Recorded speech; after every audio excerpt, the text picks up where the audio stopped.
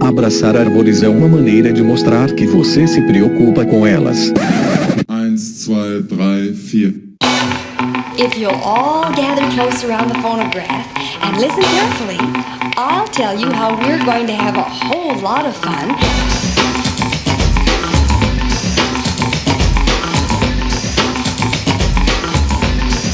Howdy! Aqui é Fernando Lima e este é o Desabraçando Árvores, um bate-papo sem firula sobre ecologia e conservação, a vida, o universo e tudo mais. E eu estou aqui diretamente de Atibaia, São Paulo, e venho lhes apresentar, senhoras e senhores, um episódio temático, um episódio aí com uma metodologia bastante interessante que vem chamando a atenção aí, o uso de drones como ferramentas de pesquisa, que vem apresentando um grande potencial no estudo de algumas espécies, especialmente mamíferos, que são, né, na verdade, o único grupo que importa. Alerta de ironia. Atenção, isto é uma ironia. O Fernando está sendo irônico. Atenção, isto é uma ironia. E para falar sobre este assunto, eu trouxe ninguém mais, ninguém menos que o professor Dr. Fabiano Rodrigues de Mello, que vocês já conhecem aqui de diversos episódios do podcast. Então, fiquem ligadas, porque obviamente está sensacional! Pessoal, vamos aqui rapidamente para os nossos jabás. Sigam lá nas redes sociais, no Facebook, o Desabraçando Árvores Podcast, no Instagram, o @Desabrace, no Twitter também, o @Desabrace. E somos um podcast, 4. Sigam lá os nossos 4 podcasts, o Desabraçando Árvores, o Que Bicho é Esse, o Que Bicho é Esse Crianças e o Caderno de Campo lá no Spotify, na Amazon, no Orelo e na Apple Podcast. Se inscrevam no Google Podcasts ou no Cashbox e favoritem no Deezer para não perder nenhum episódio. Lembrando que se você ouve lá no Spotify, deixe lá 5 estrelinhas na avaliação pra gente, porque isso nos ajuda e nos deixa felizes e cotetes. Hey, that's something everyone can enjoy. Pessoal, este é um projeto independente que se sustenta literalmente a partir de um grupo absolutamente maravilhoso de apoiadores e apoiadoras que abraçaram o Desabraçando, né, na nossa campanha de crowdfunding lá no apoia.se/Desabrace, apoia.se/Desabrace, ou através de doações pontuais no PicPay, no @Desabrace. Os apoiadores e apoiadoras têm acesso a um grupo exclusivo no WhatsApp, acesso aos bastidores, Desabracevas, né? A gente tá sempre trocando ideia lá. Então, se você se sente compelido, se você se sente compelida, né? Se você acredita no que a gente tá fazendo aqui, considere aí apoiar o nosso projeto a partir de R$1 lá por mês no apoia.se/Desabrace. Esse projeto continua existindo porque essas pessoas financiam o projeto, né, com as despesas que nós temos mensalmente. Então, mais uma vez, se você se sente compelido, se você se sente compelida, considere aí apoiar a partir de R$1 o nosso projeto e manter esta bagaça aqui online.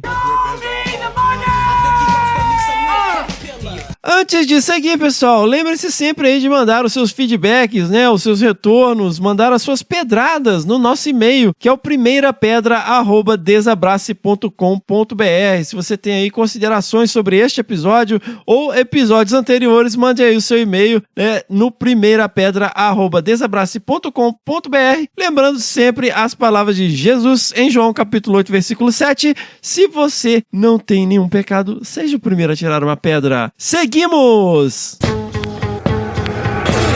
That was fun. Let's do it again. E vamos então, pessoal, hoje nós vamos aqui falar de drones. E para falar sobre drones, nós temos aqui ninguém mais, ninguém menos que o padrinho Fabiano Rodrigues de Mello. Muito bem-vindo, padrinho, a benção. Deus abençoe. Fala, moçada. Tá vendo aí, ó? Um longo inverno sem estar aqui com vocês, mas a saudade já estava batendo forte no peito e a gente já vinha conversando sobre essa possibilidade de trocar figurinhas sobre drones. E a paixão é grande, né? Então vamos lá, vamos ver se a galera conhece um pouquinho mais e nos ajuda aí depois num bate-bola pra gente sempre crescer com essa história aí. Olha aí, mais um produto militar adaptado aí para a conservação. Não é? Quem diria, né? Então, padrinho, genericamente aí, explica pra gente o que é um drone. Pois é, rapaz, esse nome em inglês, né, que é tradução literal zangão, Na verdade, em português a gente usa uma sigla, né, que é um termo mais complexo, que é o VANT, que é o Veículo Aéreo Não Tripulado. Então, VANT. Claro, tem também uma sigla em inglês, só que em inglês o apelido do VANT virou drone, né, o drone, para quem gosta aí de pronunciar com o som correto aí da língua. Mas, enfim, o VANT é isso, né? É um aparelho, pode ter o tamanho, inclusive, de uma aeronave que a gente está acostumado aí, um avião mesmo, né? Só que remotamente controlado. Ele não tem gente lá dentro, né, pilotando esse aparelho. Essa é a diferença, né, de qualquer aparelho ou aeronave civil que é pilotada por pessoas, né, óbvio, pessoas capacitadas, gabaritadas para tal. A diferença do VANT é essa, que quem está pilotando está no chão, são e salvo, né, jogando aquela aeronave no ar e fazendo as peripécias que você queira fazer. Então é isso, né? Não coloque em risco pessoas uma vez que não tem gente lá dentro. Basicamente isso. Carrinho de controle remoto seria um drone, né? A lógica é a mesma. A lógica é a mesma. É que isso aí que nós, né, e vocês estão chamando de drones, a gente chamava até 10 anos atrás, chamava quadricóptero, né? E a aeromodelismo era, né, a febre do uso dessas aeronaves pilotadas remotamente. Você tem toda a razão. A gente, inclusive, você certamente não foi diferente, eu tenho certeza disso. Quando a gente era criança, a gente era doido para pilotar esses quadricópteros dos outros, né? Só que eles eram caros demais e a gente não tinha grana para isso. Nem tinha, né? E eu ficava louco quando eu via naqueles aeroportos de interior, o pessoal pilotando aqueles aviõezinhos mesmo, né? Miniatura, que são, né, aparelhos também controlados que tem esse controle remoto via VHF, né, que é o sinal de rádio, e eu achava o máximo, né, ficava assim, nossa, que incrível, e já era super comum, só que ainda era um brinquedo caro, né, então você tinha realmente uma seletividade no conjunto de pessoas que usava isso. Mas toda cidade que eu ia, ou eventualmente cidades maiores, você tinha concursos, as pessoas faziam alguns shows, né? E aí você poderia ir lá ver várias pessoas pilotando, né, aeronaves diferentes, aviões, né, em formato de avião de caça, avião normal. E o que você falou, né, os quadricópteros, que também já existia. Na verdade, existiam os helicópteros. Você está falando de quadricóptero, mas o helicóptero só tem um rotor desse principal, né? Um rotor principal. Agora, o quadricóptero é recente, assim, é um negócio que, sei lá, 2010. Eu tinha um colega que ele tava montando que ele tava comprando peça da China e tal, aí foi montando pelos pedaços. Era uma coisa relativamente recente, né? Porque eu achei engraçado quando o pessoal começou com esse papo de drone e tal, que eu falei, você comprou um Predator, porque o que a gente chama de drone, chamava, de drone, isso que está sendo chamado de drone hoje, a gente chamava de quadricóptero. E o que se chamava de drone era o Predator. O Predator é o MQ-1, que começou a ser usado na década de 90 pelo exército americano, que é aquele que a gente vê em filme, assim, que tem... Realmente, ele parece um avião não tripulado, com tudo que é sensor possível e imaginável, inclusive armamento pesado e míssil, né? Tem um filme muito bacana que mostra, né? Quer dizer, bacana pra nós que estamos assistindo, mas... É uma das principais tecnologias de guerra americanas moderna hoje, né? Que o MQ-1, que chamava de Predator, né? É que foi essa primeira, foi na década de 90, acho que foi em 94, 95 que ele começou a ser usado de verdade. Sim. Que é esse shape que a gente conhece como drone que vem em filme aí nos bombardeios e tal. Aí tem ele é controlado remotamente, ele sai de uma base aérea, onde quer que seja. Perfeito. Mas ele é controlado remotamente num galpão com um monte de gente, cada um num sensor, né? Então, eu fiz um pouco de confusão, assim, eu falei, cara, drone é isso mesmo que vocês estão falando?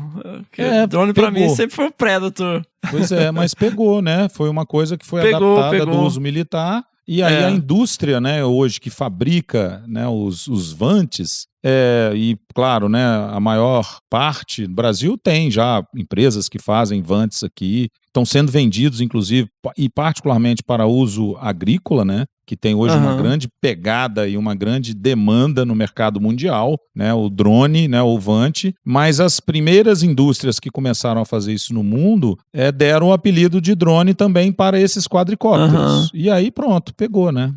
Hoje todo mundo chama de drone, é o que você falou. Rapidinho, ele deixou de ser um negócio de aeromodelista e tal, e o pessoal começou... E aí começaram a sair esses modelos que você compra montadinho, né, Bion? Na loja, igual você pega lá uma caixa de cerveja, você vai lá e pega um drone pronto e sai voando. Aí começa o perigo.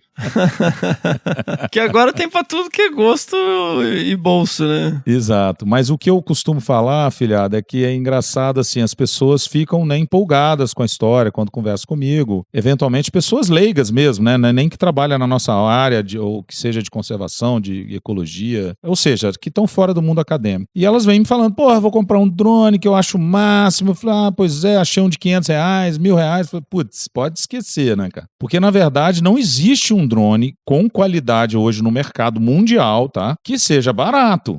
Igual você falou, eu posso ir numa loja hoje comprar um drone? Posso. Mas se você quer voar com segurança, sem deixar cair na cabeça de uma pessoa, certamente é um drone que vai te custar um precinho razoável. E aí a galera fica, eu não gosto de drone porque outro dia na praia eu vi cair na cabeça de uma pessoa. Óbvio. Era um drone fajuto, né? Que é vendido paralelo aí, vamos dizer assim, que são empresas que fazem esses aparelhos exatamente diminuindo o custo, né? Ruins e que não tem segurança nenhuma de voo. E aí, de fato, uma hora ele cai na cabeça de uma pessoa. Costuma machucar, mas machucar pouco. São aparelhos leves, né? As hélices são relativamente flexíveis. Então, assim, não tem dano maior. E o grande medo das pessoas é que, eu não vou usar porque pode cair aquela história. Aí eu sempre falo, não, é porque você não sabe o que é um drone de verdade. Aí a conversa encerra.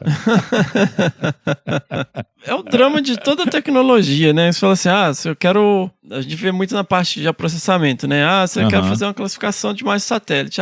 Qual imagem de satélite que você vai usar? Vou usar com a melhor resolução. Tá, mas por que você vai usar uma imagem com tanta resolução? Geralmente vai ficar super caro, super pesado, e quanto maior a resolução, menor a área coberta por cada imagem. Então você vai ter que comprar várias imagens. Na época que tinha que comprar imagem, né? Verdade. Então é sempre assim, eu quero o melhor drone, mas o melhor drone pra quê? Porque ou drone... mais barato, né? Não, eu quero comprar um drone pra mim, mas eu quero mais barato. Pô, beleza, você vai ficar com ele 2 dias, ou ele vai cair em alguém, ou você vai jogar ele fora. Aqui a gente tá falando genericamente, né? Se eu quiser um drone pra vir aqui, ficar aqui voando, brincando com meu filho, é uma coisa. Se quiser um drone pra algum tipo de levantamento técnico profissional, aí ele tem especificações que são necessárias você levar em conta. E aí eu vou te dar esse exemplo que você tá falando aí, que eu caí nessa, né? Óbvio, né? Você falou aí mais ou menos 2010 e é verdade. 2010 começou a pipocar essa coisa de drone recreativo, e eu também, né, fiquei meio ali moscando nessa questão, mas não dei bola, né? E depois eu vou mostrar para vocês por que eu me linkei o drone para o nosso trabalho. Mas beleza, fui para os Estados Unidos, fiz o meu pós-doc lá, 2012, 2013. Fui lá em 2014, comprei um dronezinho desse, igual você vai nas lojas americanas, né, que você compra aqueles helicópterozinhos de controle remoto, ou carrinho de controle remoto, igual você falou, né, tá lá na prateleira. Você vai lá e compra, preço super acessível, você fala, nossa, vou aprender a usar drone. Ele gravava, inclusive, ele tinha uma câmerazinha, eu fiquei super empolgado, né? Só que eu não entendia nada. Eu exatamente fui como um leigo e comprei. O que aconteceu? Não conseguia usar o drone, porque eu não tinha controle sobre o drone.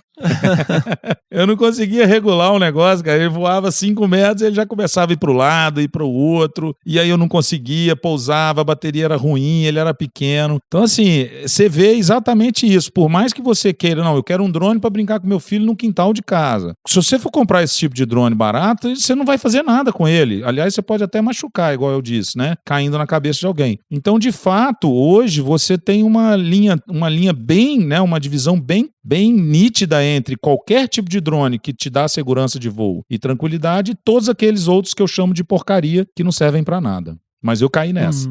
Olha aí.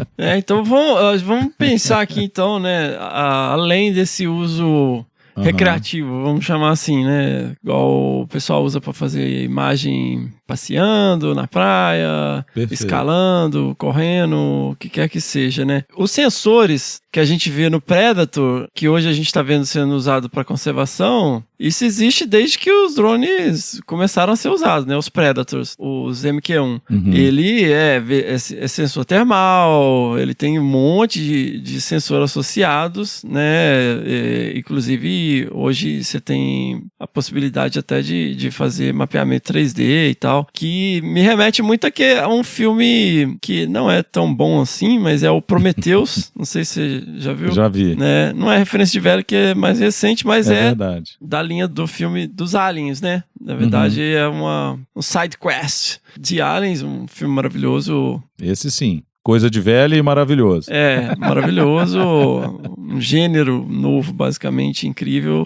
Sigourney Weaver aí na veia. E aí, quem viu o filme, vale a pena ver, tá, gente? Assim, inclusive, quem é da biologia, por favor, vejam. Gente, se vocês forem, para um planeta distante, não se comportem como os biólogos do filme. É completamente idiota. O cara... Ai, cara, né? Não vamos nem entrar nisso. Mas, enfim, eles levam um técnico e o cara tem 2 bolinhas que eles entram numa caverna e tal, e ele joga aquela bolinha pra cima, e ela vai voando lá, jogando um laser. E ele faz todo o mapeamento da caverna em 3D. Eu achei aquilo super interessante, e mais tarde, um grande abraço aí pro nosso querido Eric Gorgens, quando eu comecei a conversar com o pessoal lá da Exalc sobre a questão de LiDAR e tal, me lembrou muito porque são pequenos drones, que ele jogava assim, e ele fazia um mapeamento em feixes lasers, que é a tecnologia LiDAR, é Light Detection and Ranging. Essa aí que é a tradução. Sinônimo. Na verdade, significa significado.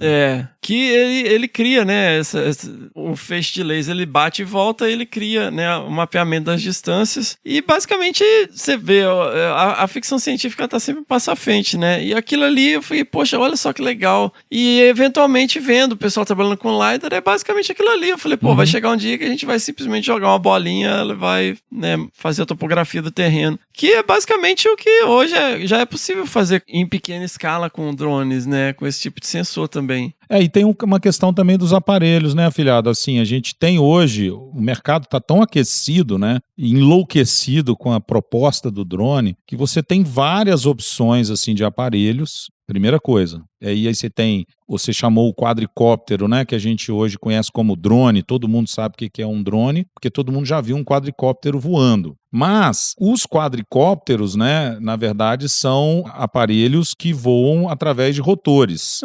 Mas a gente tem os aparelhos que a gente chama de asas fixas, que são aqueles que voam, às vezes, até longas distâncias, que é o exemplo que você deu do Predador aí do uso militar. Às vezes, a gente pode ter 1 hora, 1h30, até mais tempo de voo, dependendo do aparelho que você usa. Isso é uma coisa legal. Então, você tem as opções de asa fixa, rotores, e aí outros, até a gás, por exemplo, você pode chamar ele de Vant, porque ele não está sendo pilotado por ninguém lá dentro. E é uma bola de gás que vai lá e leva alguma coisa para você e faz as medições que você precisa. Mas o mais legal é isso que você falou. Além da diferenciação entre os aparelhos, você tem o que você pode levar acoplado ao aparelho. Então, hoje, a capacidade tecnológica está tamanha que você pega, então, esse aparelho, com sensor LiDAR e coloca acoplado a um drone de alta tecnologia embarcada que vai fazer o serviço para você. E aí você lembrou do nosso querido amigo Eric, que baseou através do LiDAR. E provavelmente, nesse caso, eu imagino que tenha sido aviões mesmo,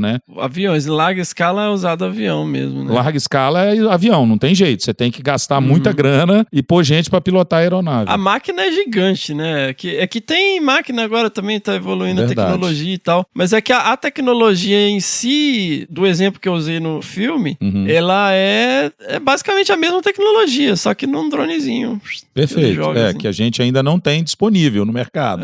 Mas eu concordo contigo. É uma questão de tempo. Você vê hoje, a DJI, que é a empresa chinesa, pessoal, DJI, que a gente chama em inglês, é a que domina o mercado mundial de drones. Então a gente está falando aí entre 60% a 70% dos drones vendidos no mundo são fabricados pela chinesa DJI. Tem muita gente, inclusive, acha que é americana. Mas a americana Autel mesmo, que está vendendo uns drones legais hoje, ela é basicamente uma imitação da DJI. Mas tá bom, tá com uns aparelhos legais. E aí você tem várias outras firmas, no mundo, na Europa, você teve a Parrot, que até hoje produz drones, Você tem a própria GoPro americana, que estava tentando fazer uns drones, mas depois ela já desistiu. A Autel também está fazendo drones de qualidade, ela é americana. E aí vai embora. Você tem outras firmas que fazem principalmente esses drones mais comerciais e mais industriais, né? Que são usados tanto para a indústria civil pesada quanto para o agronegócio, né? Hoje a gente tem aparelhos super interessantes que fazem, por exemplo, plantio de mudas, que jogam sementes e fazem plantio de mudas. Eu estava conversando isso hoje com uma pessoa, que economiza 75% se fosse o caso de você ir lá plantar ou pagar um helicóptero ou você mesmo manualmente plantar. Então, sim, fica 75% mais barato usando o drone e dispersando sementes. Mas o que é mais quente nos drones hoje, principalmente esses para fins, né, comerciais ou de trabalho, são os sensores que você acopla a ele. O LiDAR é um deles, mas a gente, por exemplo, usa com muito sucesso, que é o objetivo maior dos trabalhos que eu tenho feito com conservação, é o sensor térmico, né, infravermelho, que tem uma visão de calor. E aí a gente tem ele embarcado em drones. Mas eu quero um multiespectral, um hiperespectral, ou seja, é um que vai me dar lá aquelas questões de folhagem, de cobertura florestal. Eu quero, né, por exemplo, tem vários sensores hoje com essas diferenças que estão dando, sei lá, qualidade, né, de plantações. Em que sentido? As plantas estão ok, estão doentes, estão com a falta de algum tipo de substância, de algum produto. Então, assim, os aparelhos estão com tecnologia embarcada tão sofisticada que a gente consegue, inclusive, colocando um LiDAR de pequena dimensão num drone, fazer mapeamento de florestas. Claro que na escala proporcional que o drone consegue voar. É o que você falou, uma escala amazônica não tem jeito, vamos ter que usar aeronave civil. Mas numa escala menor, você pode usar esses sensores em drones. Então, assim, o mercado está efervescente, está enlouquecido. E o recreativo, só para finalizar essa minha parte, ele é muito interessante também, afiliado, porque ele tá, cara, com os drones de tamanhos cada vez mais compactos, ou seja, drones menores, que tem uma série de facilidades, mas que não está perdendo em tempo de voo e, o que é mais legal, em qualidade de imagem e filmagem que ele faz. Então você tem drones pequenos, relativamente em conta, que te fazem imagens de 4K, por exemplo, né? E você tem, então, um conteúdo produzido, seja para você que né, que depende disso para fazer algum trabalho, seja para você que quer só mesmo pegar uma imagem de uma cachoeira que você visitou, que é o que a gente falou, né, para fins recreativos. Então, para esse outdoor, a gente tem hoje uma quantidade de drones disponível e nos menores formatos possíveis que te permitem colocá-lo na mochila e pegar uma trilha, né, de cachoeira e fazer imagens sensacionais. De vários usos assim legais, assim, para ver aula de restauração, unidade de conservação. Não, aí vai embora. Vai embora, enlouquece. né? Ecologia de paisagem. Para ecologia de paisagem tá também incrível, assim. Coisas que a gente só podia ver a partir de helicóptero, né? Basicamente é o avião. Exato. Né? Ou imagens, igual você falou, de satélites, e aí toda aquela problemática de comprar essas imagens, porque é um flash momentâneo, né? E aí já ficou defasado. Se você está 1 ano com aquela imagem, ela já não serve mais, porque não representa aquela realidade da paisagem que você está trabalhando. Então, drone é assim, você põe no bolso ou no carro. Não, quero fazer uma caracterização dessa paisagem. Pô, você vai lá. Não, mas já passou 1 mês, eu preciso de novo. Pô, vai lá de novo e faz. Então, assim, gerou uma dinâmica, né, de informação muito mais acessível, muito mais interessante, e é o que né, assim, a gente fala em tempo real praticamente, porque você pode a qualquer momento fazer aquela imagem de novo, né, ou tirar aquela foto. E aí você resolveu usar o drone para achar Muriqui. Poxa, nem me fala, rapaz. E não é que eu tive, graças a, né, a nossa idade, né, coisas de velho, a gente ficava, né, você comentou aí do aparelho militar, né, que recebeu o nome, mas a gente, quem lembra aí do Predador, um filme da década de 80, do Arnold Schwarzenegger, vai lembrar que teve, né, um alienígena que veio claro, né, um filme de ficção científica, um alienígena que veio ao planeta Terra e ele tinha simplesmente o que ele gostava de fazer, o que ele tinha como hobby era caçar seres humanos, exatamente porque ele tinha uma visão, né, de infravermelho, então ele enxergava as pessoas na floresta tropical, por exemplo, e ninguém o via. Claro, ele tinha um dispositivo de ficar invisível, né, isso a gente ainda não conseguiu, mas ele tinha uma visão de infravermelho, então ele detectava as pessoas. E é óbvio que eu fiquei carregando isso comigo, né, assim, tipo, porra, seria demais, né, ver os macacos na floresta com essa visão mais específica. E eu vi isso acontecendo já. Então, lá em 2015, quando eu vi que o drone estava começando a crescer, eu vi pessoas já usando os sensores termais, né, infravermelho, para a detecção de animais. Na Austrália já tinha gente usando com koalas, já tinha uma equipe nos Estados Unidos usando com um tipo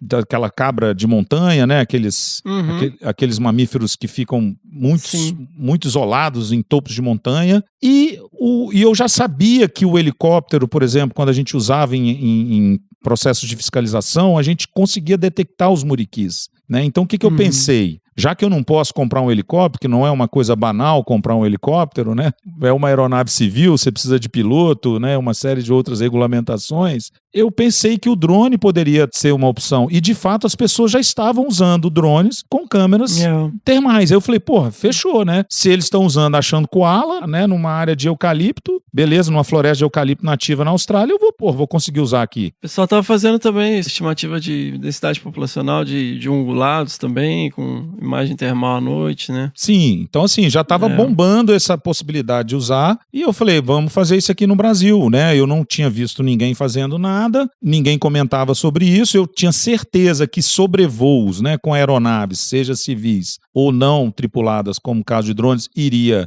achar os muriquis, porque a gente já tinha experiência com os helicópteros. Aí eu encarei, falei, não, vamos embora, vamos fazer um drone funcionar aqui para os muriquis. Só que o desafio da época, em 2016, e eu estava confirmando isso com um engenheiro mecatrônico que me ajudou a montar o primeiro drone que a gente usou, o Marcos Costa. Ele falou, não, Fabiano, realmente não tinha naquela época nenhuma empresa que estava produzindo o que eu queria, que era uma câmera híbrida. Hoje já virou praga, mas naquele momento da fabricação e do uso de drones, não se tinha uma câmera que poderia filmar simultaneamente imagens 4K, né, ou Full HD, né, que naquela época nem 4K ainda era facilmente disponível, colorida, né, que a gente quer dizer que são os sensores RGB que a gente chama, né, que são o espectro de cor, né, que a gente consegue enxergar, e a infrared, né, a infravermelho que a gente colocaria junto. Então não tinha. O que esse cara fez? Ele montou,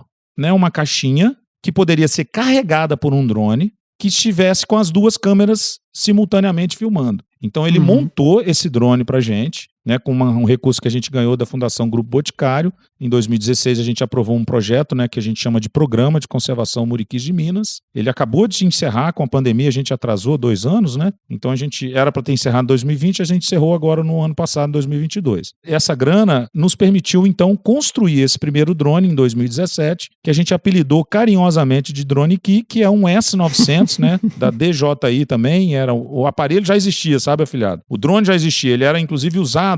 Olha que loucura, para vocês terem uma ideia, pessoal, esses drones dessa linha S da DJI 2016, 2017 eles começaram a fabricar, e tinha até um octacóptero, afilhado, de 8 hélices que rodavam simultaneamente. Ele era um monstrengão, o meu tem 6 hélices, o Drone Key, mas ele já é grandão. Sabe para que eles estavam usando esses drones? Muito naquela época. Para filmagem, cara, para filme, para colocar as câmeras DSLR. Sim, elas são mais pesadas, né? Muito mais pesadas, mas elas têm uma qualidade de imagem, foto e vídeo que já estavam 4K. Então a galera acoplava essa câmera, velho, num dronezão desse e começava a filmar cenas de ação, né? O que a gente começou a ver com frequência a partir de 2015, 2016 nos filmes, que a gente acha que é tudo helicóptero ou avião que está fazendo, na verdade já são os drones com essa tecnologia embarcada. Só que logo na sequência, a DJI não foi boba em nada, ela lançou a linha Spire, que é a que domina o mercado de cinema hoje no mundo. Por quê? Porque é só você colocar uma câmera muito boa ali de alta resolução, 4K, 8K, pô, o pessoal já tá falando em 12K, velho.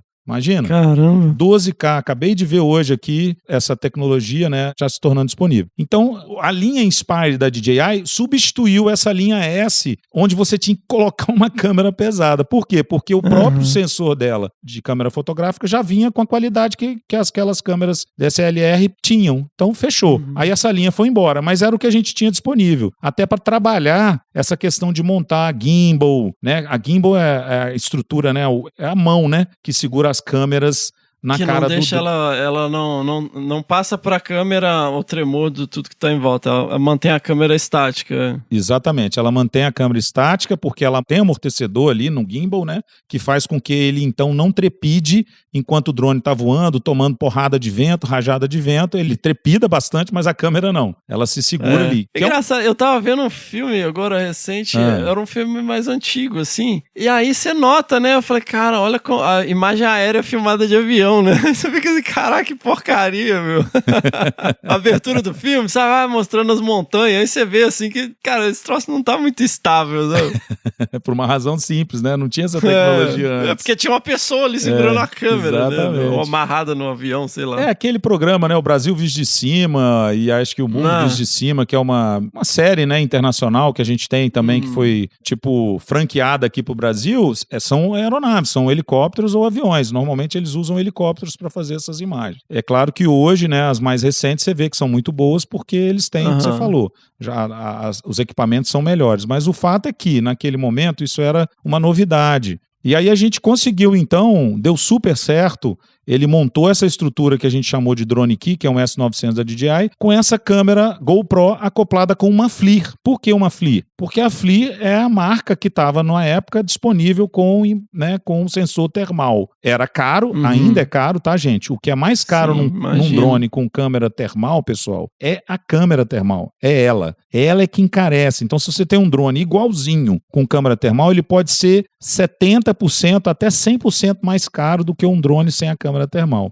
Porque a tecnologia para esse sensor é muito cara, é uma tecnologia muito específica. Mas deu certo, a gente montou em 2017 e começou a fazer os testes, e aí em 2018, quando eu fui para campo, a gente viu que dava certo, que a gente podia achar os muriquis com a câmera termal, né? Ela detectou os animais através do calor do corpo deles na floresta, e o que era mais legal, né? Eu conseguia contar os bichos que estavam meio que escondidos nas copas, e isso ampliou a minha capacidade de detecção. Então a minha detectabilidade a partir do drone com termal se tornou 3, 5 vezes maior do que se eu estivesse ou sobrevoando com uma aeronave ou simplesmente tentando voar com um drone com câmera colorida. Hoje, inclusive, afiliado, a gente já tem, digamos, dados bem consolidados, né, que a gente vai começar agora a espalhar aí não só nas revistas científicas especializadas, mas a gente já está apresentando aí em congressos, né, em outros fóruns de discussão, que, assim, é imbatível, né, é incomparável ao poder de detecção usando a termal em relação à câmera colorida. E aí se criou o Drone Key. Eu acho que isso também tem a questão da capacidade, óbvio, né, você vê o high ground, né, você vê as coisas de cima, você tem uma percepção maior, mas também de capacidade de deslocamento, né, o que me remete a uma das primeiras vezes que eu vi muriqui, que foi na Serra do Brigadeiro. A gente andou o dia inteiro, literalmente, né, a gente sai de 5 horas da manhã, subimos montanha, desce montanha, vai, vale, sobe, desce, vai. Aí eu acho que era umas 4 horas da tarde, a gente já tava se preparando pra voltar. Tava no Mirante com a Elaine, ficava lá na Fazenda Brigadeiro. Grande abraço aí pro querido Lele e a Elaine. E aí a gente viu um grupo de muriqui. Apareceu, né, pelo alto ali da cumeira da montanha. Aí durante 20 minutos eles desceram todo o vale. Aí, gente, tentem imaginar aí montanhas de Minas, você tá ali no Mirante. Milhares de hectares. Um grupo, né, de muriqui, uns 60 bichos, a floresta balançando, que momento mágico, incrível e tal. Mas aí depois de 20 minutos, você percebe que nesses 20 minutos, eles atravessaram tudo que você levaria mais umas 8 horas pra andar. Aí você fala, realmente, é bem difícil acompanhar esses bichos, né? Nem se eu tivesse uma cauda prensa, eu ia atrás, né? E foi esse momento, você fala assim, cara, como que habitua, né, esse bicho? Que relação, né? E aí quando você tá falando, né, de detecção, pra você saber se a espécie tá ali, cara, é muito ingrato isso, porque exige um esforço enorme, né, de deslocamento, e a área que você cobre enquanto observador é muito, muito reduzida. E aí, quando você pega um drone e sobrevoa por cima da copa das árvores ali, você tem uma percepção. E isso eu tô falando só visualmente, né, Bião? Aí se você adiciona aí um sensor termal, pô... Não, então, e eu acho que esse foi o grande lance, né? Eu vou te dar 2 exemplos, né? Do Brigadeiro, inclusive. O primeiro, que eu acho que é o mais marcante, foi quando a gente, usando o Drone Key em 2018, achou esse grupo de muriquis que fica ali na sede, né? O nosso querido amigo Lele, Leandro Moreira, do MIB, grande abraço, Lelê, ele conseguiu, né, dentro do projeto, iniciou com ele e com a Elaine, igual você mencionou, e depois ele continuou e está com um projeto hoje, Montanhas dos Muriquis, que ele coordena lá no Brigadeiro. Ele conseguiu, então, definir mais ou menos quais são os grupos que tem ao longo do parque, e ele sabia desse grupo da sede, mas a gente nunca teve, por conta da nossa limitação e capacidade de acompanhar os bichos na mata, condições de monitorar esse grupo. E aí, em 2018, com o drone aqui em mãos, eu consegui achar os bichos lá, né, numa área de mata perto da sede. Vi que era esse grupo, né, porque o Lelê confirmou que aquilo era a área de uso que ele normalmente conseguia detectar os bichos. E a gente contou o número de indivíduos em praticamente 9 minutos, 7 a 9 minutos de voo. E eu lá, quietinho na trilha. Então, eu consegui fazer, com esse voo, afilhado, o que eu precisaria talvez de 2 a 4 pessoas durante 1 ano, 2 anos, em trilhas espalhadas pelo parque, exatamente o que você falou, eu consegui cobrir esse esforço em 9 minutos de voo com drone. Porque não é só achar os bichos, né? Você está falando aí, a dificuldade de acompanhá-los mostra que você vai ter dificuldade em contar o grupo de forma correta. E o drone não, ele facilitou isso pra gente. Então acho que isso foi o primeiro exemplo clássico. Agora, para te dar, né, a sensação que você teve aí, lá na Fazenda do Brigadeiro, com o Lelê e com a Elaine, eu agora, o ano passado, fui com o Lelê, na mesma Fazenda do Brigadeiro, e tinha anos que ele não monitora os grupos de lá, né, e particularmente o grupo do Matipozinho, né, o Matipozinho, que era a área que ele ficou lá, né, ele e a Elaine habituaram os bichos. E aí, cara, foi assim, decolei o drone, ele falou, ó, essa é a área que os bichos usam. Pronto, deu 3, 5 minutos, achei o grupo do Matipó. Filmei, fotografei, belezinha. Aí o Lelê, pois é, tem encontros de grupo pra cá, talvez o grupo de lá seja... Cara, sério, afilhado, no mesmo voo, velho, eu peguei um grupo de macaco prego, logo que eu saí, esse grupo de muriquis do Matipó e esse outro grupão que fazia vezes, né, de trombar o território ali um do outro e ter encontros de grupo porque eles estavam se aproximando do território do outro. E aí, 15 minutos de voo, 17 minutos de voo, desci com o drone, eu tive em 15 minutos de voo encontro com 2 grupos de muriquis. Contei os indivíduos, tem a localização geográfica. Quer dizer, isso é inimaginável do ponto de vista, igual você falou, você ficou o dia inteiro andando, velho. Você teve que ir lá pro Mirante, não sei aonde. Então, assim, é surreal, né, o ganho que a gente está tendo em termos de aprofundar, né, a quantidade e a qualidade dos dados que a gente está coletando. Otimizar também, né, meu? Pensando em locais onde você não tem certeza da ocorrência do bicho, o que está acontecendo, né? Eu acho que otimiza muito, né? A gente está super afim de usar também para resgatar fêmeas isoladas. A gente tem muito isso para muriqui, né? Para quem não conhece a espécie, pessoal, né, ouça lá o primeiro desabraçando. Nossa Senhora, 2018. Primeiro episódio, né? A gente fala um pouquinho do muriqui, mas é um primata, né? O maior primata das Américas, é um bicho de porte médio, né? Claro, para primatas ele é o maior macaco que a gente tem. Mas para mamíferos ele é um bicho de porte médio aí, né, 10, 12 quilos, e ele é super ameaçado, então tem poucos indivíduos, né, em torno de 1.000 indivíduos na natureza para essa espécie que a gente trabalha mais, né, que é o muriqui do norte, e a gente tem um aspecto ecológico interessante. As fêmeas é que migram dos grupos onde elas nascem, e como a gente tem vários grupos que estão isolados em fragmentos relativamente pequenos, essas fêmeas, quando elas saem do grupo para tentar achar outro, e esse outro grupo não existe, elas se perdem, né? Se perdem em matas vizinhas, se perdem no caminho, são atropeladas, são caçadas, né? Enfim. E muitas ficam isoladas. E é uma das técnicas mais interessantes que a gente pode usar hoje, é exatamente ter o drone, né? Para poder achar essas fêmeas que estejam eventualmente separadas. E o que é importante nisso, né, afilhado? A gente pode fazer manejo delas e ajudar na conservação da espécie, né? Fato. Sensacional. Muito bom, cara. Muito bom.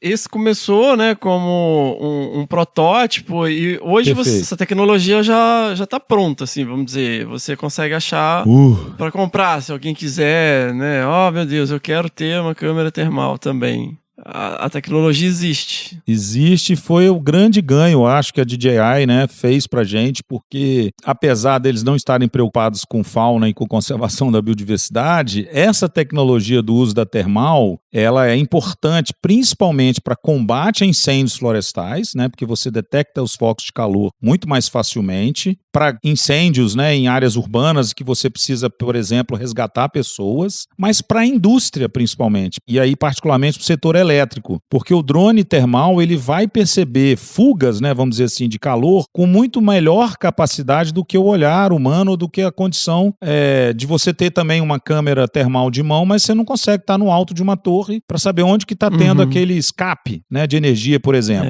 Então o setor elétrico usa muito o drone com termal porque ele consegue detectar aquele ponto de calor que pode estar tendo ali, né, um choque ou que pode estar tendo uma interrupção, enfim. E aí hoje você pensa, né, no setor de energia limpa, né, fotovoltaica, você imagina aquelas placas fotovoltaicas, poxa, tá perdendo, quebrou alguma coisa, eu já sei onde que tá saindo ali o calor e tal. Então assim, ele tem um potencial enorme para isso. E a DJI enxergou, né, opa, se tem um nicho que eu posso ocupar é esse. E aí ela começou a lançar drones com câmera termal acoplada. E o que é melhor, híbrida. Aí, 2018 já veio no mercado uma câmera híbrida, que a gente falou, opa, nossa solução tá dada, né? Apesar da gente ter feito, se eu tivesse patenteado, a gente nem pensou nisso, né? Sacanagem. Mas, enfim, não dava nem tempo. Os caras são muito mais rápidos e muito mais, né, capacitados, né? Com uma empresa, pô. E aí a gente começou a ver no mercado, então, essas câmeras híbridas. Só que, detalhe, quando eles começaram a lançar, afilhado, elas tinham uma resolução péssima, sabe? Muito ruim. E aí o primeiro drone que veio, igual você falou, né, que você encontra na prateleira pronto, é o Mavic Dual, que é um drone que é uma linha das sequências, né, quem conhece aí os drones da DJI, né, o Mavic ou Mavic, ele é as linhas que hoje são mais vendidas, tá? É a linha mais vendida, na verdade, porque ele é super prático, é um drone que você dobra, né, os braços dele, então ele fica compacto, e aí quando você abre ele aumenta, e você tem, portanto, um drone maior do que você está vendo ali, ele compactado. Ele tem um shape muito adequado para voos longos, para aguentar vento, etc, etc. Então ele é uma das linhas mais populares da DJI. E eles colocaram nesse Dual, que eu comprei, né? Óbvio, porra, eu tava com o drone aqui, ele é pesado, grande, voa pouco tempo, a resolução da câmera também não estava boa, e eu comprei achando que essa câmera ia resolver, mas não resolveu. Então foi um fiasco, assim, foi uma grande decepção. Mas felizmente, foi uma grande decepção, mas felizmente, no ano seguinte, ele lançou uma câmera separada, uma lente, né, separada com câmera termal que tinha uma resolução que até hoje está no mercado, que é a resolução de 640 por 512 pixels. É o máximo que a gente tem, afilhado, você acredita, velho? Você imagina que Full HD é 1920 por 1080 pixels, o Full HD, hein? Né? Não, mas tecnicamente existe uma necessidade de que seja com altíssima resolução? Cara, vou te confessar que essa 640 por 512 é top, mas ela falha porque você tem o quê, né? Você tá vendo na tela pequena que você tá do controle ou do seu celular, do iPad, beleza, a resolução, como a tela é compacta, 10 polegadas no máximo, por exemplo, normalmente são telas de 7 polegadas, a resolução parece ótima, né? Você fala, nossa, que ótimo, tô vendo o bicho. Na hora que você joga nessa tela nossa de 27 polegadas do computador, a resolução, ela dá aquela pixelada. Por quê? Porque ela tem baixa resolução. Então, quando você aumenta a imagem, não vai ficar legal. Ou seja, deixa a desejar. Mas, concordo contigo que ela já é hoje suficiente para me permitir encontrar os animais na floresta voando com drone, que é o que eu preciso, sacou? Só que assim, vamos melhorar a resolução? Vamos. O que ela vai me dar a mais? Ela vai me permitir encontrar os bichos que estão mais escondidos e, eventualmente, afilhada, ela pode me permitir definir o shape do corpo do animal, né? O shape do animal, já que a qualidade é melhor, e eu já posso, só usando a termal, dizer que aquilo é um coati, ou que aquilo é um bugio, ou que aquilo é uma macaco-prego, sacou? Entendi. Então hoje, dependendo da distância que eu tô, eu não consigo ter essa determinação da espécie pela termal. Entendi. Eu preciso da colorida para identificar a espécie, sacou? Porque assim, a gente tem que pensar, são ferramentas, né? Isso. E, assim, igual, por exemplo, a gente trabalha com armadilhas fotográficas, né? Mesma coisa, câmeras mesma com lógica. sensor de movimento, mesma lógica. Se eu sou capaz de dizer qual é a espécie, whatever. Eu quero registros legais? Lógico que eu quero registros legais. Inclusive, né, conseguimos umas câmeras com resolução melhor justamente pra isso. Pra quê? Porque é pra divulgar o projeto, pra, né, a foto do gatinho em cima da árvore andando, olha lá que bonitinho, ele se coçando e tal. Mas assim, tecnicamente, se eu sei dizer se é uma jaguatirica ou um gato do Mato Sul, whatever, né? Não precisa de estar linda a foto, né? Perfeito. Então eu digo assim, do ponto de vista técnico, ele atende. Atende. Só que eu até perguntei isso agora para esse meu amigo, né, o Marcos, falando, poxa, será que isso é uma restrição militar? Por que a gente não tem uma qualidade da câmera termal maior? Por que a gente não tem uma câmera termal Full HD, né? Ele disse que não sabe dizer, né? E eu já li em vários fóruns, já li várias matérias. Ninguém diz assim, a câmera termal não está numa qualidade maior porque é uma restrição militar. O que ele comentou comigo, que eu acho que faz todo sentido, é que é mais ou menos a linha que você está falando de raciocínio. Para que eu vou aumentar a qualidade da câmera termal se eu vou embutir nisso um preço absurdo? Você entende? Eu posso até entregar no mercado... Que às vezes a tecnologia ela não tá acessível, é só isso. Não tá acessível, né? Ela existe, mas não pode estar acessível porque não tem gente que paga, não tem como pagar. Às vezes o preço, se a gente já paga esse absurdo para essa qualidade que tem disponível, imagina se a gente dobra essa qualidade. Então eu concordei um pouco com ele, assim, eu acho que hoje não é nenhuma restrição militar, pode ser necessariamente uma restrição econômica, assim, né, de viabilidade econômica. Os caras lançam uma Full HD termal, mas ela custa R$200 mil. Quem vai comprar? A gente que tem dinheiro de projeto muito escassamente para fazer o que a gente faz, não vamos conseguir. Então, assim, aí vira militar mesmo, saca? Aí vira, não, eu só vou comprar para espionar alguém não sei aonde, quer dizer, não faz sentido. O que você falou negócio de patentear e tal, eu acho difícil que os Estados Unidos estão usando isso para jogar bomba no Iraque e no Afeganistão já tem um tempo. Você imagina que eles já têm essa qualidade da câmera, é óbvio que eles têm. Já tem, a alta resolução. Perfeito, eu concordo contigo. Quando ele estava procurando o Zarqal e, nossa, os caras rodaram para todo lado, Bin Laden, então não se fala. Imagina o que eles conseguiriam ver com esses detalhes, né, da câmera térmica, certamente com muita qualidade. Só que é isso, né? Eles têm dinheiro para fazer do uso militar dessa tecnologia. A gente não teria dinheiro para fazer o uso civil para fins de conservação, então, menos ainda, né? Então, assim, eu concordo. Mas, afilhado, tá assim, tá show. Ela atende. Eu vejo, por exemplo, beija-flor, eu vejo saíra. Você entende? Eu detecto o bicho. É claro que... O que ele é para mim na câmera termal? Uma bolinha branca, tá? E aí, pessoal, por que branca? Porque você tem várias paletas de cores para decidir o que você quer que seja quente e o que você quer que seja frio na sua telinha, beleza? Então, se você quer que seja quente o vermelho e o que for frio vai ser azul, beleza, são as paletas de cores do vermelho, né? Desse espectro de cores azul-vermelho. Mas eu adoro voar com a paleta de cor preta-branca, simples. Porque o substrato que está frio, ele fica escuro, praticamente preto, e qualquer coisa que tenha calor vai ficar branca para mim. Então ela é tipo uma luz que brilha na hora que tem um animal. Então a capacidade... Mais contraste, né? Mais contraste. Essa é a razão. Eu adoro voar com essa paleta de cor, mas aí é onde eu quero chegar. Eu vou ver uma saíra? Vou. Ela vai estar lá uma bolinha branca para mim na minha tela. Só que, é isso que eu falei para você da resolução. Mesmo que eu dê zoom, que só vai piorar a minha resolução, né? Que vai pixelar ainda mais a minha imagem, eu não sei dizer o que é aquilo ali. Vai ficar um burro, porque hoje a nossa qualidade da termal não permite. Então eu não consigo definir o que é se eu não tiver uma câmera colorida. Por isso a demanda da câmera híbrida. E aí você perguntou, né? Pô, mas hoje eu tô lá na prateleira, né, de um supermercado, eu acho um drone com câmera híbrida termal. Acha? O que é demanda colorida, afilhado? Porque aí eu posso pegar e entender que espécie é aquela. E para melhorar, o que a DJI tá fazendo? Tá pondo zoom ótico nas câmeras coloridas, porra. Olha aí!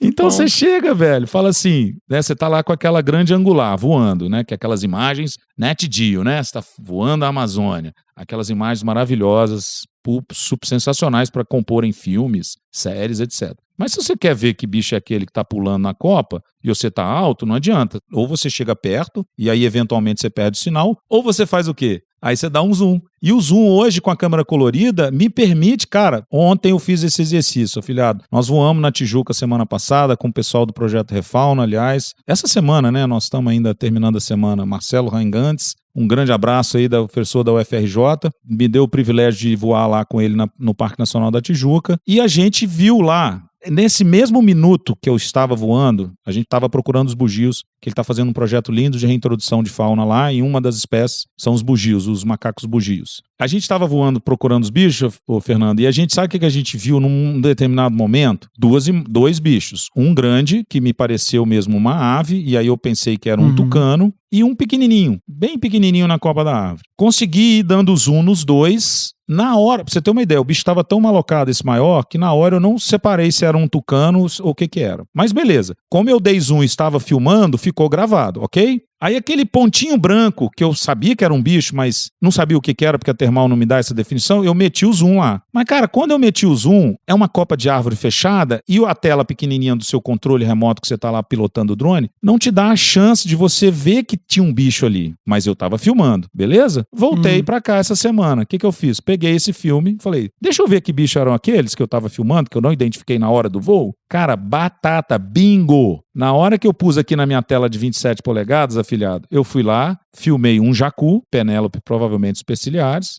que tem lá, e filmei... Sabe o que era esse bichinho, cara, piquititinho, que deu pra pegar na câmera colorida? Graças ao zoom, uma saíra azul, né? Dacnix caiana, velho. Deu pra identificar a espécie, bicho. Deu pra identificar a espécie. Sensacional, hein? Eu fiquei muito feliz, cara, porque eu falei, caraca, olha o potencial dessa ferramenta. Só que, de novo, a câmera colorida foi essencial para eu identificar a espécie. Combinação de sensores, olha aí. Combinação de sensores, isso aí. Muito bom, padrinho. O potencial aí é quase que a imaginação, né? Tô bem nessa. E pra te falar a verdade, hoje a Mônica brincou, a Mônica Montenegro do CPB lá do Centro Nacional de Conservação dos Primatas Brasileiros, né? Centro Nacional de Pesquisa. Ela falou assim, pô, Bião, a gente tem que ter um drone para anestesiar os macacos na mata. Eu falei, opa, você não acha que eu já tô de olho na DJI pra gente fazer um case de sucesso com isso? Cara, os drones hoje recreativos, afiliados, você põe um óculos, né? Um goggles, que eles chamam lá, que é um óculos de realidade virtual, cara. Você mexe a cabeça, o drone vai para baixo, se você abaixa. Eu vi umas competições, os caras entram em construção, entra, sai, volta, é muito legal. Não, surreal. E os drones pequitinhos, sabe? Bem minúsculos assim, que tem uma capacidade de bater nos obstáculos e não cair. Aí eu brinco com ela, né? Eu brinquei com ela. Falei, porra, óbvio que nós vamos fazer a DJI produzir um drone com 2 dardos anestésicos pra gente capturar muriqui no futuro. Olha aí.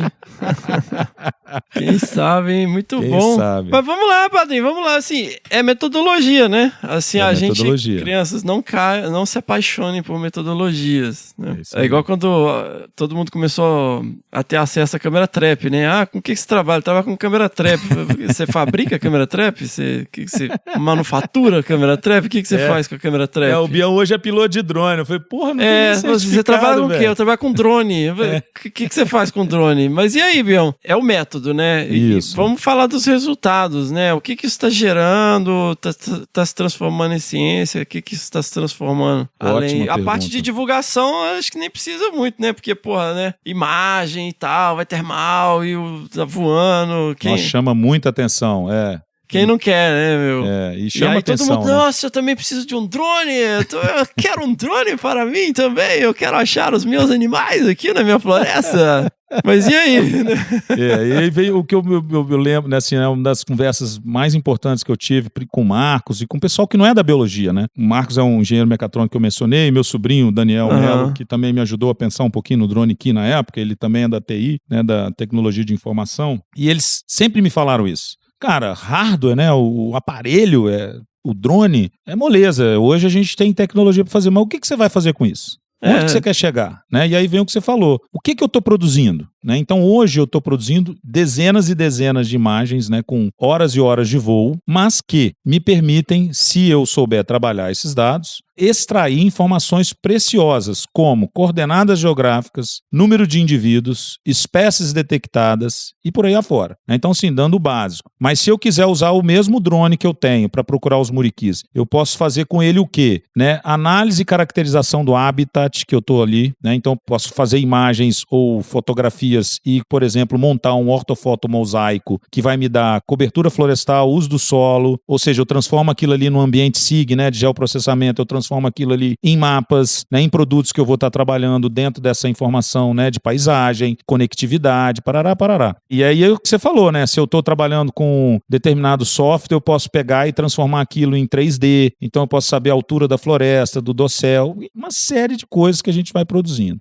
Isso paralelamente ao meu trabalho foco, que é contar os muriquis, achar os muriquis, né, e trabalhar essa questão de maneira mais precisa. Agora tem um gargalo, afilhado, que é um passo importante que eu precisava dar e que eu não estou conseguindo, e vale aí para todos que estão pensando em usar da metodologia, é que uma das grandes limitações hoje é que a gente não tem software disponível no mercado, né, e eu falo isso no mercado mundial, que vai lá pegar as minhas imagens e usar através de inteligência artificial, por exemplo, né, Deep Learning, e me dizer quais são as espécies que eu deixei de ver durante o voo, quais são aquelas espécies, qual o número de indivíduos que estava ali, e aí produzir, por exemplo, para mim uma lista completa, uma planilha Excel que eu vou trabalhar esses dados, né, para fazer todas as outras análises que eu quiser fazer. Então hoje eu estou com esse obstáculo, porque a produção é igual você falou, né? Porra, câmera trap, você vai produzir vídeo e foto pra caramba. Um monte de coisa. Você vai ter que trabalhar isso depois. Então a gente está nessa fase. Só que hoje você tem, né, várias maneiras de trabalhar esses dados de câmera trap e utilizá-los rapidamente com boas, né, com bons resultados que você vai obter. A gente está com esse gargalo porque são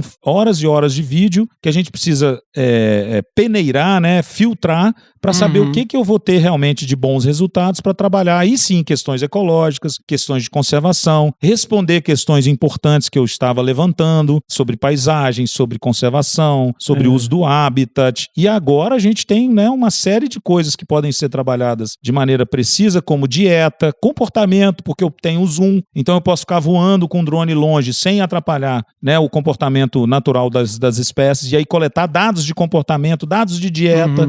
Cara, é uma infinidade, assim, a gente tá bem assustado. É fantástico, cara. Enquanto metodologia, assim, é o que eu tô falando, eu acho que a imaginação é o limite, né? É o limite. Assim, de você ter esse contato visual, e não só com primatas, mas com outras espécies também, que você tem a possibilidade de monitorar remotamente.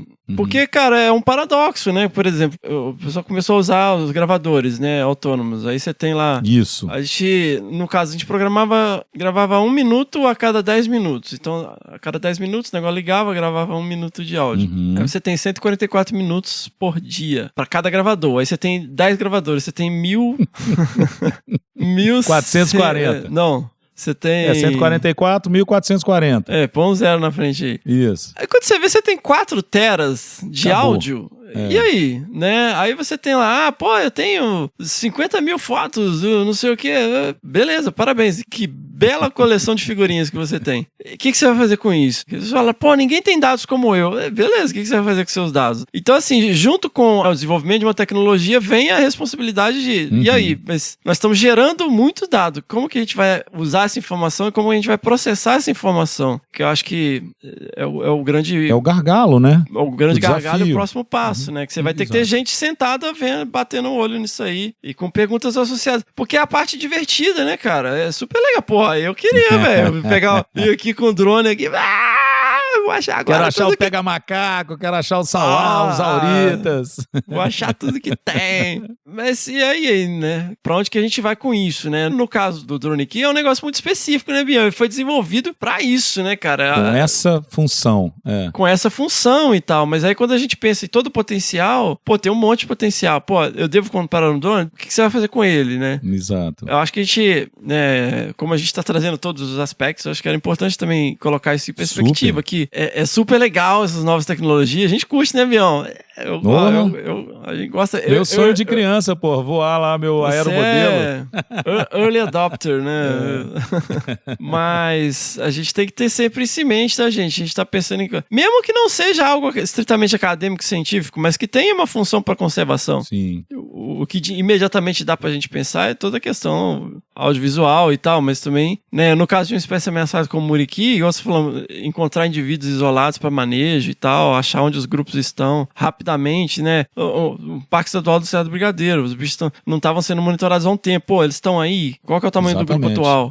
Né? Hoje, isso dá para eu colocar isso dentro de um programa de monitoramento de longo prazo, onde o drone vai fazer a contagem para mim e a detecção dos bichos dentro daquele espectro de área que eu estou percorrendo. Ele pode fazer isso muito bem. A cada 2 2 meses, a cada, sei lá, semestre, 2 vezes por ano, eu vou lá e vou com o drone. Ó, beleza, os muriqui estavam lá. Ah, esse ano eu contei 60 bichos. Ah, nesse ano eu contei 45. Opa, entendeu? Quer dizer, você faz monitoramento de longo prazo com a ferramenta. Show me the money, Boticário, todo ano você corre a Mata Atlântica inteira. Quem dera se fosse fácil. Mas enfim, a gente está lidando, né, com projetos nessa linha mesmo. E a gente está, graças, né, a esse esforço e a essa mobilização, né, eu acho que essa sensibilização, as pessoas estão vendo, os colegas, né, então, e aí é o que você falou, cara, eu tô encontrando tanto bicho, tanta coisa diferente, né, então a gente tá agora com uma notinha, tá saindo sobre preguiça de coleira. Porra, achamos bicho, né, a Paloma, minha queridíssima Paloma, tá lá liderando esse paper, ela fez o doutorado com a preguiça de coleira, e ela, porra, Bião, eu fiquei aqui horas, dias, meses procurando preguiça, achei sei lá quantos bichos, em 30 minutos de voo eu contei 4 animais, cara. Então, assim... Aí um bicho que vai dar resultado com preguiça, né? Que é foda achar os bichos. Que é foda demais achar os bichos. Por mais que você tenha seu Jungle Eye aí, né, cara? Você não consegue fazer um Jungle Eye de um bicho, de uma coisa parada, imóvel, né? Você tem que transformar ali muito bem sua visão ali pra você detectar o bicho. Tem vários macetes, aquela história do ouriço preto. Porra, peguei ouriço preto, afilhado. Peguei vários bichos, cara. Estamos também já preparando a nota pra ouriço, porque eu tô pegando muito ouriço num determinado horário. Eu até brinquei de bate-ouriço, né? O bate-horário, o ouriço horário, assim, cara, de 6 a 7 da tarde, eu tô pegando muito ouriço. Né? Isso. E aí, cara, é sensacional. Ou seja, é um é um espectro de ação para vários grupos de fauna que nos deixa maluco. E aí a gente tá divulgando isso para todo mundo, falando e fazendo as pessoas se interessarem. Por quê? Porque eu quero que vira igual o GPS é hoje, igual o câmera trap, né, cara? A gente precisa usar, a gente precisa forçar essas empresas a transformar essa tecnologia em algo útil para a conservação. Eles não enxergaram isso, tá? Eles não enxergaram isso. As grandes empresas como a DJI não enxergaram esse potencial. Mas eu estou decidido a fazer desse potencial algo real que a empresa vai chegar e falar assim, cara, que sensacional essa linha de trabalho que eu posso investir conhecimento, ciência para fazer esses caras protegerem esses bichos. Eu vou investir pesado, porque se eles quiserem, meu irmão, nós vamos arrebentar de fazer coisa bacana com esse tipo de tecnologia. Mas, de novo, é metodologia. Então, eu preciso ter a minha pergunta bem elaborada, eu preciso ter exatamente o que eu quero responder, né? E aí coletar esses dados de maneira adequada, analisar esses dados, que vem aquele desafio que eu estava falando contigo, analisá-los bem para transformá-los em produtos, né? Em conhecimento, em ações para conservação, em particular de espécies ameaçadas. Então, assim, estamos nessa fase. Tá florindo, né? Nós estamos florindo essa metodologia, essa ciência. E navegar nesse florescer é gostoso demais, né, cara? Porque aí a gente esbanja de criatividade, né? Sensacional, muito bom, Madrinho. E aí Muito encaminhamos, né, surgimento aí, como que está sendo usado hoje, né, no Brasil. Acho que vocês estão no leading edge, né, Bião, essa tecnologia. Cara, tamo, e particularmente do uso da termal, né? Porque eu realmente tenho focado muito o meu esforço, né? E aí a gente tem hoje, cara, aparelhos que não, né? Minha reclamação aí com a DJI, fica aí meu disclaimer, né? Que a gente não tem a resolução da termal melhorada, mas os aparelhos, cara, que estão vindo, velho, estão assim, surpreendendo demais. Capacidade de voo de 45 minutos. Claro, na hora que você vai voar mesmo e fazer todo o esforço ali para cobrir uma área, isso cai para 30, 35 minutos. Mas 35 minutos de voo, cara, é muita coisa. Você vai em muitos lugares. E aí, qualidade do sinal melhorou bastante. A gente tá tendo, né? Porque, cara, uma coisa é você voar, né, em áreas planas, em condições ideais, ou você pega um drone de asa fixa que ele vai a 500 metros de altura, fica voando ali horas, né, 1, 2 horas num território enorme.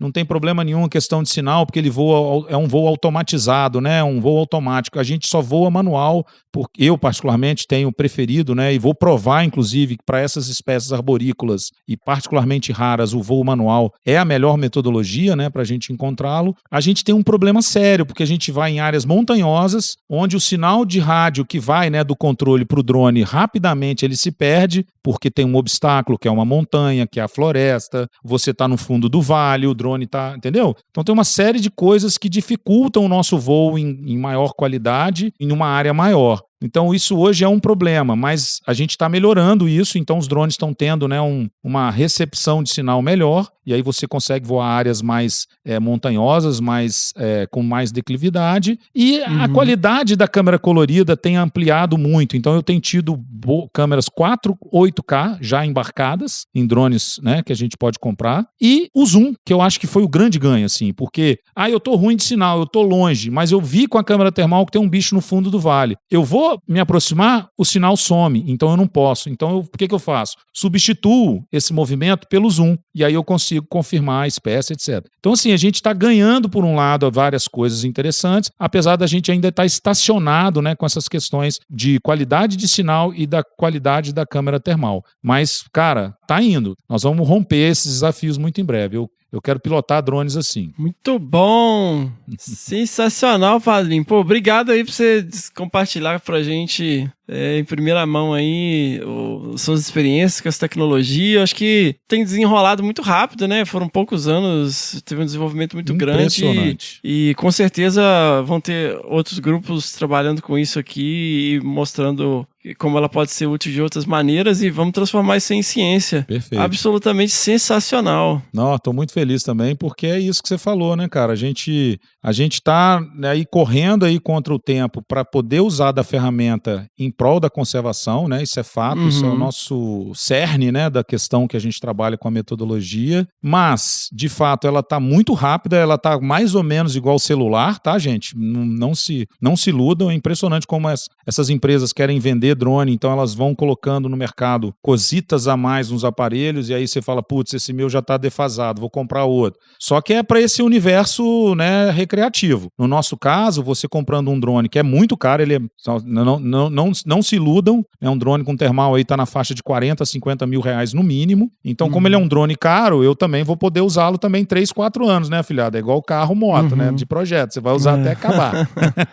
Não dá pra você falar, esse ano eu vou trocar de drone, ano que vem eu vou trocar de drone. Não dá. Não dá pra você acompanhar também, né, essas novidades, vamos dizer assim, no mercado. Ou seja, se você for comprar um aparelho hoje do zero e você tem aí uma verba, pense com carinho, porque você já tem coisas atualizadas que vão ser mais legais para você. Mas, eventualmente, drones com câmera termal, igual o Mavic 2 Enterprise Advanced, que foi o modelo lançado, se não me engano, em 2021, ele é excelente, ele faz totalmente o trabalho que a gente precisa. E, portanto, vai ser um drone bem vendido aí, né, até um futuro próximo. Então, assim, apesar de estar rápido, a gente sabe que a tecnologia disponível é muito boa, e se você tem recurso, invista, porque vale a pena, né, o esforço, a grana investida. E é isso, né, cara? Eu tô muito feliz aí, te agradeço demais pela oportunidade. Você sabe que é um prazer inenarrável estar aqui com você, estar aqui nesse movimento. Sempre fui fã, sempre fui apoiador e sempre fui uma pessoa que teve, né, não só muito carinho, muito amor, mas muita dedicação aí para apoiar vocês e fazer esse movimento crescer, sempre. Você sabe disso. Você e minha querida afilhada Mirinha. Muito bom, padrinho. Vamos que vamos. Obrigadão. Valeu, turma. Nekasa TVS, Panteram Tuan Ipsan